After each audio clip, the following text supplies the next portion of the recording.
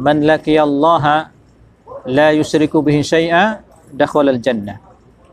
Siapa saja yang menjumpai Allah dan dia tidak menyekutukan Allah dengan sesuatu apapun, dakhalal jannah, maka dia akan masuk surga. Wa man laqiyahu yusyriku bihi syai'a dakhalan nar. Siapa yang menjumpai Allah Azza wa Jalla dalam keadaan melakukan kesyirikan, artinya dia meninggal ada dosa syirik yang dia tidak bertobat darinya, ada dosa kesyirikan yang dia tidak bertobat darinya, ya, kalau dosa itu adalah syirkul akbar, maka dia akan masuk neraka. Nah, kita sampai pada penjelasan Syekh mengenai hadis ini, bahwasanya dalam hadis ini Rasulullah mengabarkan kepada kita siapa saja yang meninggal dalam keadaan tidak menyekutukan Allah dengan selainnya, la fir rububiyah, dia tidak menyekutukan Allah dalam rububiyah, yakni dia tidak meyakini ada pencipta selain Allah, dia tidak meyakini ada yang memberikan rezeki selain Allah, ada yang memberikan rezeki selain Allah. Dia meyakini hanya Allah yang memberikan rezeki.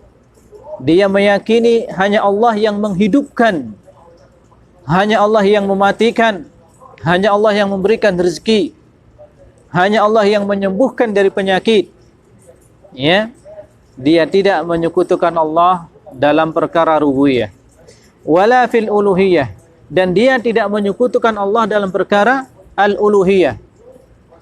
Al-uluhiyah ini ikhwah artinya kita wajib beribadah hanya kepada Allah. Ya. Wajib bagi kita beribadah hanya kepada Allah Azza wa Jalla. Tidak boleh kita menyampingkan satu ibadah pun kepada selain Allah. Apa itu ibadah, jamaah? Apa itu ibadah? Ya. Ibadah itu, kata ulama menjelaskan, ismun jami'un likulli ma yuhibbuhu Allah wa yarda minal aqwal wal af'al zahiran wa batina. Jadi itu ibadah.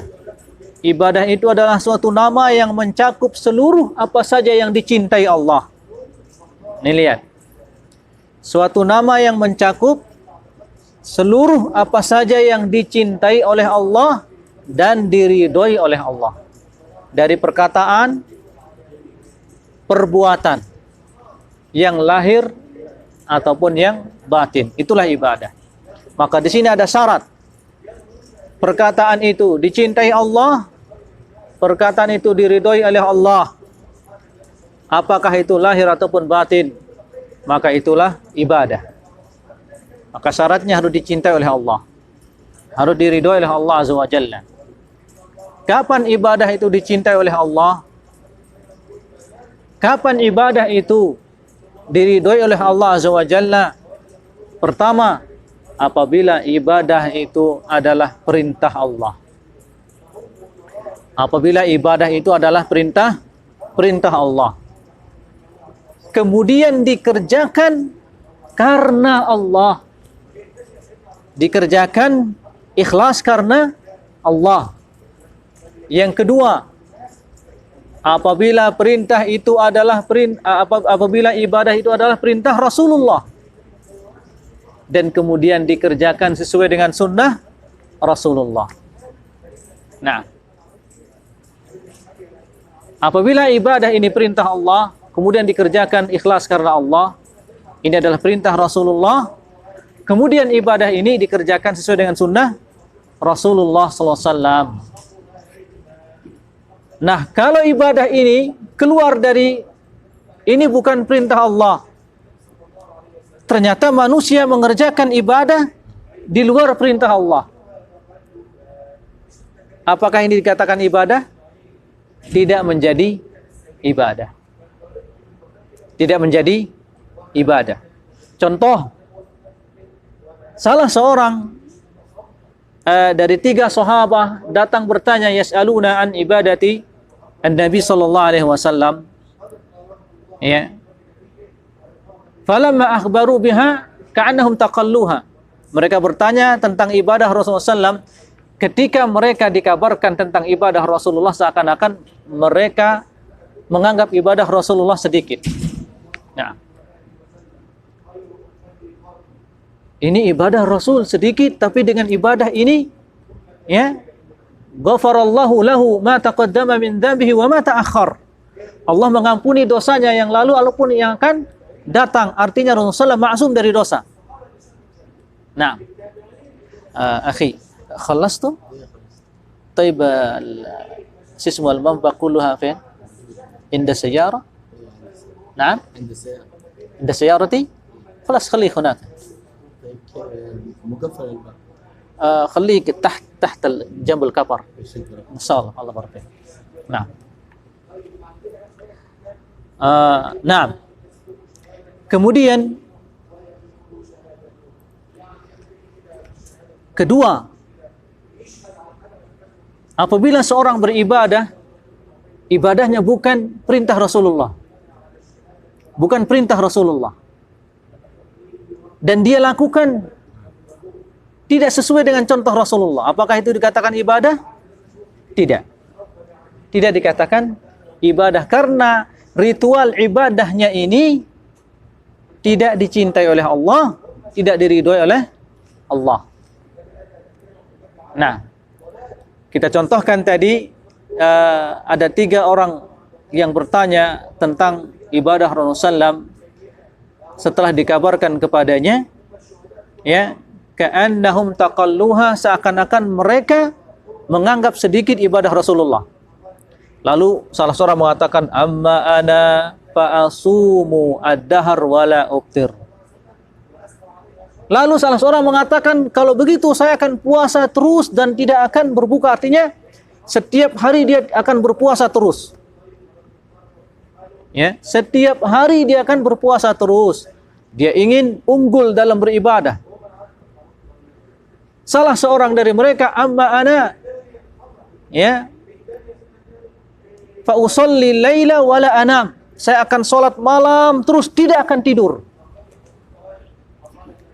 Kemudian salah seorang dari mereka juga mengatakan, amma ana fala atazawwajun nisa.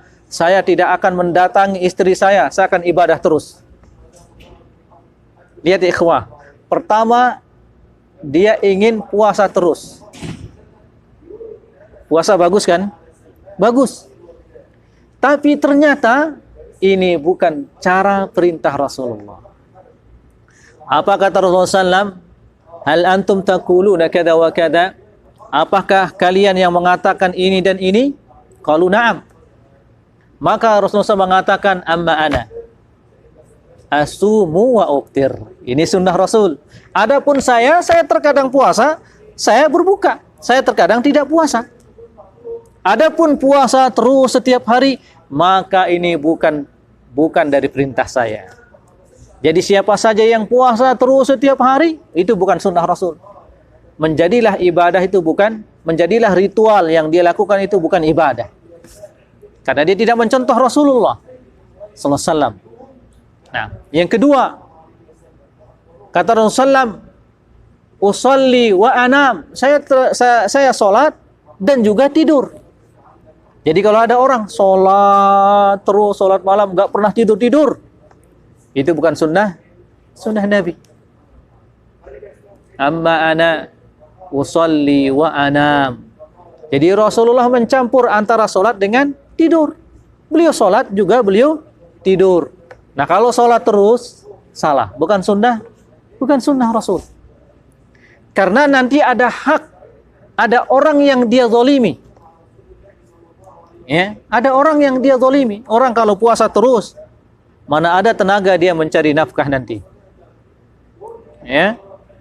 Mana ada kekuatan baginya untuk mencari nafkah, dan wajib dia mencarikan nafkah untuk anak dan istrinya. Kalau dia sholat malam terus, ya, ada hak keluarganya yang dia zalimi. Istrinya perlu ditemani tidur, ya. Demikian juga ada waktu untuk anaknya, dia bermain dan mengajarkan anaknya ini dan itu, seterusnya. Ada hak yang dia tinggalkan ketika dia melakukan itu, ingin sholat terus, nggak tidur-tidur. Nah, kemudian kata Rasulullah SAW, wa atazawwajun nisa, dan saya juga menggauli istri. Apa kata Rasulullah SAW? Faman raghiba an sunnati falaysa minni. Siapa yang tidak mau mengikuti sunnahku, dia bukan dari golonganku. Nah, jadi bagaimanapun seorang dia mengatakan itu ibadah, tapi ternyata ibadahnya tidak diperintahkan Allah, tidak diperintahkan Rasulullah, sia-sia dia melakukannya. Tidak dapat pahala. Ya, tidak dapat pahala.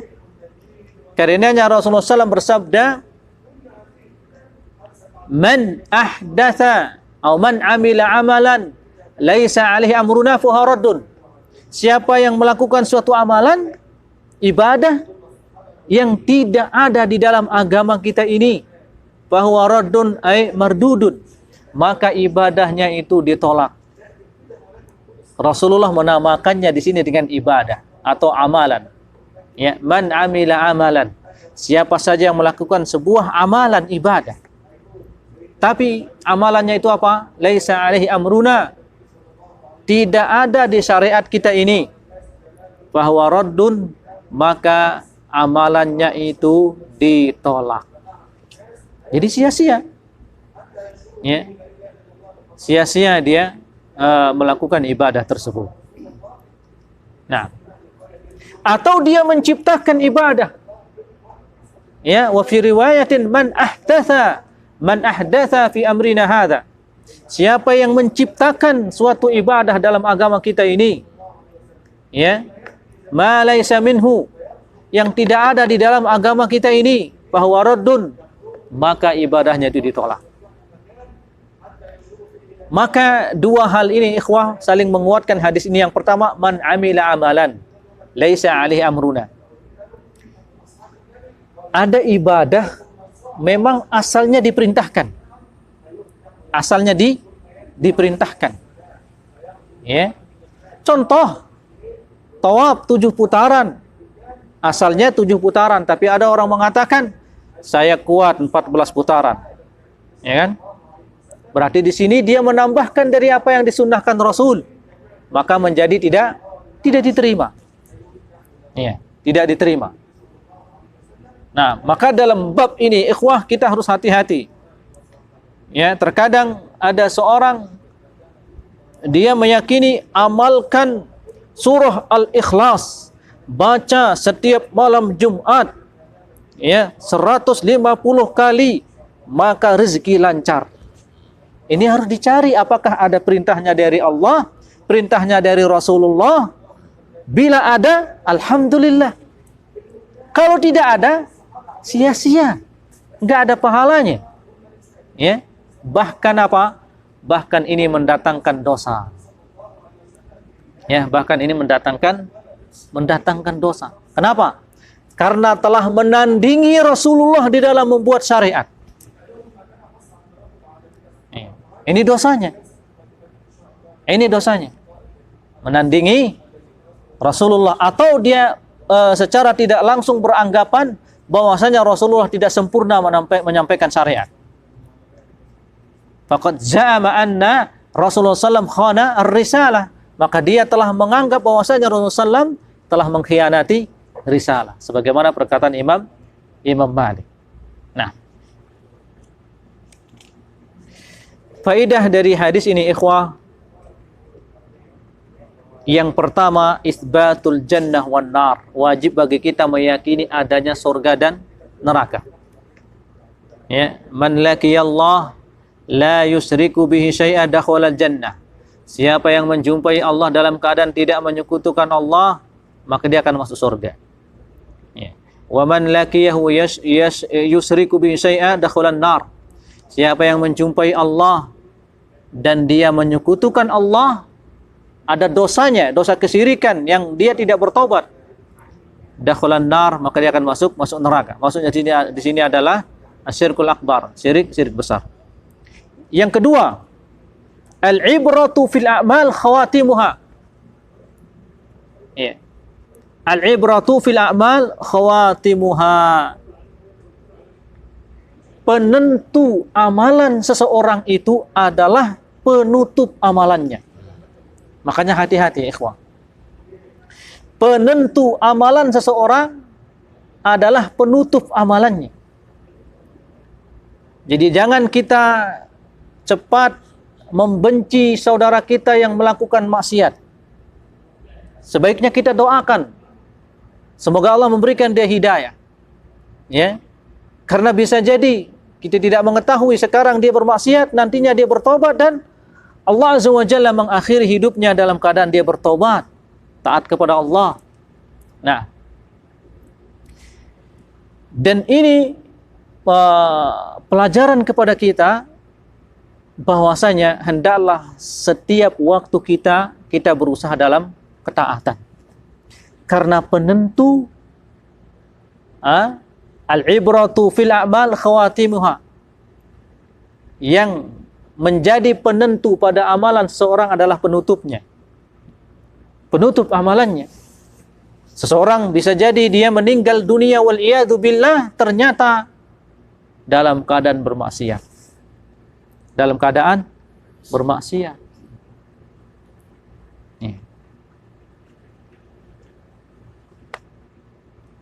Karenanya Nabi kita yang SAW bersabda, inna ahadakum la ya'malu bi'amali ahlil jannah. Sesungguhnya seorang dari kalian dia melakukan amalannya itu amalan min ahlil jannah. Fayasbiqu alaihil kitab. Dan ternyata catatan di Lauh Mahfuz sudah mendahulunya. Ya, hatta la yakunu bainahu wa bainaha illa azira, ya, fayamalu bi amali ahli nar fayadkhuluha. Sampai tidak ada antara dia dengan kematian kecuali hanya satu hasta saja. Lalu dia melakukan amalan ahlun nar, dia pun masuk neraka. Wa inna ahadakum la ya'malu bi amali ahlin nar. Dan seorang dari kalian bisa jadi dia melakukan amalan penduduk neraka. Ya. Fayasbiqu alaihil kitab. Dan ternyata dalam catatan di Lauh Mahfuz, ya, dia tercatat hatta la yakunu bainahu wa bainaha illa zira. Tidak ada di antara dia dengan kematiannya yang akan menjemputnya kecuali satu hasta. Fayamalu bi amali ahlil jannah. Lalu dia melakukan amalan penduduk surga. Ya. Fayadkhuluha. Lalu dia masuk surga. Artinya pelajaran besar dari hadis ini apa ikhwah? Ketika kita melakukan amalan soleh, ketaatan, istiqomahlah. Istiqomah. Ya, dalam ketaatan itu. Nah, istiqomah dalam ketaatan itu. Kemudian pelajaran besar, apabila kita mendapatkan diri kita melakukan kemaksiatan, segera bertobat. Jangan tenggelam dan terus-menerusan dalam kemaksiatan itu. Dikhawatirkan, ya, saat kita melakukan amal soleh, kemudian beralih melakukan kemaksiatan dan akhir hidupnya pada kemaksiatan itu. Waliyadu billah. Nah, ini kita takutkan. Dan Allah Azza wa Jalla apa? Maha adil. Allah Azza wa Jalla maha adil. Siapa yang biasa dalam ketaatan, ya, pastinya dia akan mendapatkan akhir hidupnya husnul khatimah. Sehingga para ulama menjelaskan hadis yang tadi ikhwah, dan sebagaimana dalam redaksi riwayat yang lain, fayamalu bi inna ahadakum la ya'malu bi amali ahlil jannah fima yabdu linnas. Ada seorang dia melakukan amalan ahlul jannah, penduduk surga, tapi itu yang nampak bagi manusia. Bisa jadi dia melakukan amal soleh itu, dia nampakkan di hadapan manusia, ternyata ada perbuatan dosa yang dia sembunyikan. Nah, ada perbuatan dosa yang dia sembunyikan. Antara dia dengan Allah, dia berani melakukan dosa, kesyirikan dan kemaksiatan lainnya. Tapi ketika di hadapan manusia, ya'malu amali ahlil jannah, dia tampakkan kalau dia melakukan amalan penduduk surga. Ternyata di akhir hidupnya Allah beberkan ini aslinya orang ini. Aslinya orang ini dia melakukan ternyata amalan kebaikan itu hanya untuk menutupi dosa-dosanya, agar dia dianggap apa? Soleh. Bisa jadi dia membangun masjid dengan uang dia sendiri. Dia bangun masjid ini dari uang saya. Kemudian dia umumkan di hadapan manusia, ini masjid saya yang bangun. Ya, ini masjid saya yang zakallahu khair. Saya yang bangun katanya. Sehingga orang-orang mengenal dia, oh Masya Allah, bapak ini yang bangun masjid ini. Ya, semua manusia menganggap dia adalah orang yang baik. Tapi ternyata manusia ini, bisa jadi dengan kebaikannya membangun masjid itu sebagai tameng agar manusia menganggap dia baik, lalu dia leluasa di belakang manusia melakukan kemaksiatan. Karenanya inna ahadakum la ya'malu bi amali ahlil jannah, dia bangun masjid. Fima yabdu linnas, yang nampak di hadapan manusia. Tapi di belakang dia berani bermaksiat ketika tidak ada orang-orang yang melihatnya, ketika antara dia dengan Allah saja dia berani melakukan kemaksiatan. Waliyadzubillah. Nah, maka di akhir hidupnya Allah nampakkan aslinya. Fayamalu bi amali ahlin nar fayadkhuluha, maka dia melakukan amalan penduduk neraka dan dia pun masuk neraka. Karenanya al-amalu al-ibratu fil amal khawatimuha. Ya. Penentu amalan seorang itu amalan terakhirnya. Nah, yang ketiga faedah dari hadis ini, man mata ala tauhid la yukhalladu fin nar wa ma'aluhu al-jannah. Siapa saja yang meninggal di atas tauhid, walaupun dia memiliki banyak dosa, dosa-dosa yang mengancam, yang menjadikan dia terancam masuk neraka, seperti dosa membunuh, ya, dosa berzina, ya. Ini dosa-dosa yang membuat seorang terancam masuk neraka, disiksa. Membunuh, berzina, merampok, ya. Ini dosa-dosa besar. Ini dosa-dosa yang mengancam, yang membuat seorang terancam masuk neraka. Tapi ahlu tauhid, apabila dia mati membawa dosa ini, walaupun dia membawa dosa sudah berzina, sudah waliyadzubillah membunuh, ya, dan belum bertobat dari dosa itu, tapi dia ahlu tauhid, tidak pernah menyekutukan Allah, walaupun dia masuk neraka, tapi dia masih ada jaminan masuk surga. Ya. Masih ada jaminan dia masuk surga. Nah, wa ma'aluhu al-jannah, tetap nanti tempat akhirnya kembalinya ke surga. Ini ahlu tauhid yang tidak pernah menyekutukan Allah. Nah, yang keempat, man mata ala syirki wajabat lahun nar. Tapi siapa yang mati di atas kesyirikan, waliyadzubillah, wajabat lahun nar, wajib baginya masuk apa? Masuk neraka. Nah, ini menunjukkan tentang bahayanya dosa kesyirikan. Ya. Dan ibadah itu ketika dilakukan, disampingkan kepada selain Allah, itulah kesyirikan. Ibadah contohnya apa? Berdoa. Ini ibadah, berdoa. Bahkan Rasulullah mengatakan ad-du'a huwal ibadah. Doa itulah ibadah. Iya. Saking utamanya, bahkan doa ini adalah mukhul ibadah, lubul ibadah. Inti sarinya ibadah itu adalah doa. Ya.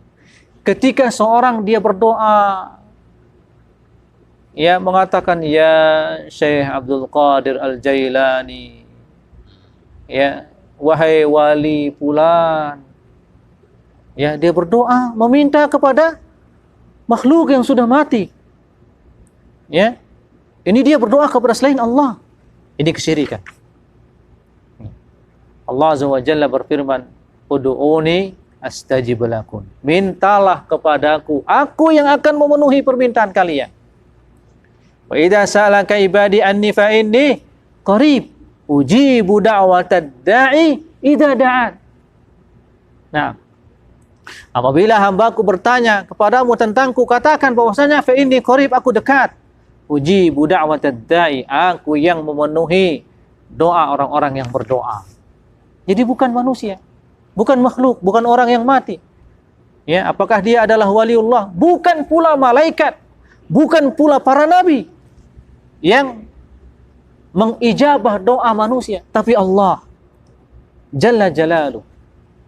Nah, jadi tidak ada yang berhak untuk diminta berdoa, tidak pula malaikat, tidak pula para rasul. Mereka tidak berhak kita meminta kepadanya.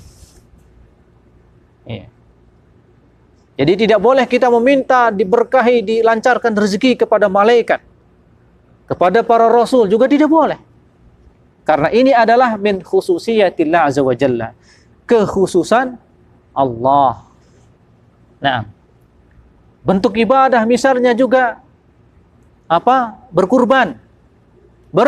Berkurban adzabhu. Qul inna salati wa nusuki wa mahyaya wa mamati lillahi rabbil alamin. Katakanlah sesungguhnya salatku wa nusuki dan kurbanku. Berkurban, menyembelih di hari raya Idul Adha, itu sunnah, ya kan? Kita berkurban. Lalu ada orang dia berkurban. Ternyata kurbannya itu untuk apa? Dia persembahkan untuk jin ini biar jin ini tidak mengganggunya. Setelah dia bangun rumah, Masya Allah rumahnya bagus, rumahnya baru sekarang, ya, lalu dikabarkan kepadanya, wahai fulan, di sekitar 100 meter dari rumahmu ini, di situ ada pohon kayu besar. Itu ada penjaganya, ada khodamnya, ada jin ini. Kalau ente tidak nyembelih kambing, ente akan sengsara, diganggu terus. Ini cara setan ini menyesatkan manusia. Lalu dia ketakutan, beli kambing, nyembelih, dipersembahkan sebagai tumbal. Inilah kesyirikan. Walaupun dia menyembelihnya bismillah, Allahu Akbar. Tapi zabah, sembelihannya ini untuk jin itu. Ini syirkul akbar. Tidak boleh, karena seorang berkurban harus karena Allah Jalla fi'ula. Ini ada yang terjadi seperti ini? Ada. Di zaman kita sekarang masih banyak seperti ini, orang berkurban, dia menjadikan tumbal. Dia menjadikan tumbal ini dan ini. Ada orang, dia contohnya ingin meminta ikan yang banyak. Oh, kita harus persembahkan kepala kerbau untuk penguasa pantai ini misalnya. Lalu dia menyembelih kerbau, kepalanya dibuang ke tengah laut. Dia meyakini ini kita sembahkan untuk apa? Penguasa pantai ini, biar kita nanti diberikan ikan yang banyak. Dia minta kepada siapa ini? Kepada penguasa pantai itu, bukan meminta kepada Allah. Inilah kesyirikan. Inilah kesyirikan yang wajib kita jauhkan diri kita darinya. Nah, kita cukupkan sampai di sini. Semoga ini bermanfaat. Wassallallahu ala nabiyina Muhammad wa ala alihi wa sahbihi wasallam. Wassalamualaikum warahmatullahi wabarakatuh. Pesta-pesta pantai, pesta